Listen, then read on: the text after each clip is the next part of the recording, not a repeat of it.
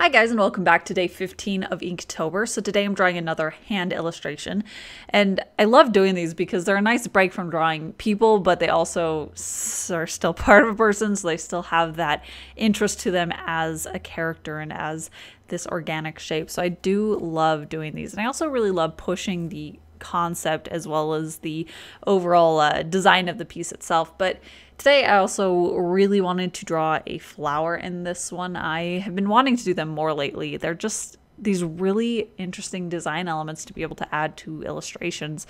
And I think I've always loved the concept of flowers in art because they're just so intricate and interesting to look at, but they're also well defined, if that makes sense. It's this one object that has these really beautifully entwined line work if you're doing line work, or really just any way that you create it. Those petals and the way that they weave in and out of each other is just really fascinating.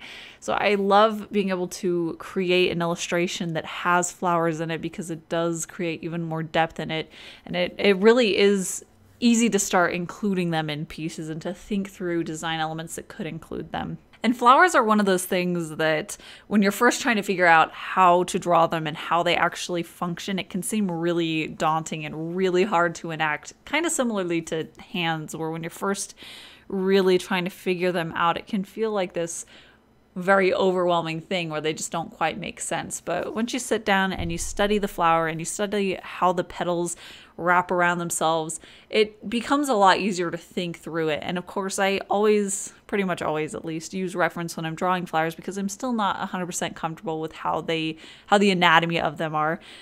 But I had a lot of fun with this one because it is really fun to be able to figure out how the flower works, but then start to put your own spin on it. So for this one, it's basically a rose, but all the petals, I made them a little bit more haggard, I guess. I cut into them with these slashes, and that way it just created a lot more interesting of a shape for me. And I had so much fun inking these petals because they did have a little bit more energy to them and a personality that I was putting into them. So I had a lot of things that I learned from this flower as far as the anatomy of a rose, because I don't actually draw roses as often. I tend to like to do magnolias, actually, are one of the ones that I do very frequently. I love the shape of them. In fact, I used a reference of a magnolia for the tattoo on her hand, so there's actually two flowers in this one, but I was really glad that I could take a step back and study a rose and figure it out a little bit better. I'm still definitely going to need a lot more reference in the future, especially figuring out different levels of how much it's, I don't know what you call it, how much open the flower is, I guess. So where they're little rosebuds, it'll look different than ones like this. So I think that this is sparking a new interest in me to go and study more varieties of flowers to include in my pieces, rather than going to the ones that I know I like the design of. I can seek ones out that will push me to be able to study them a little bit more. And for the composition on this one, it's pretty simple. It's just a hand inside of a circle, inside of a rectangle, basically.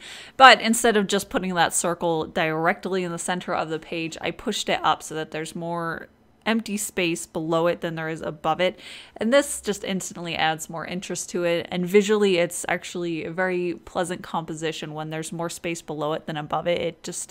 It really does feel very balanced in a way, and I always like pushing things just a little bit. I mean, this was a very simple tool to make it feel a little bit more dynamic rather than very static, like it would feel if it was directly in the center. And with pretty much all of my pieces, I like to go in as a final step and just add little dots with both my white gel pen as well as my black microns. It just adds just a little bit more texture to it. It's these really tiny details that I love and that I think really finishes off a piece. So in this dark background behind it, I went in and just put lots of little dots, little differently sized white dots as well as black dots, and then I put them elsewhere also, and it does create just that last little bit of texture to it.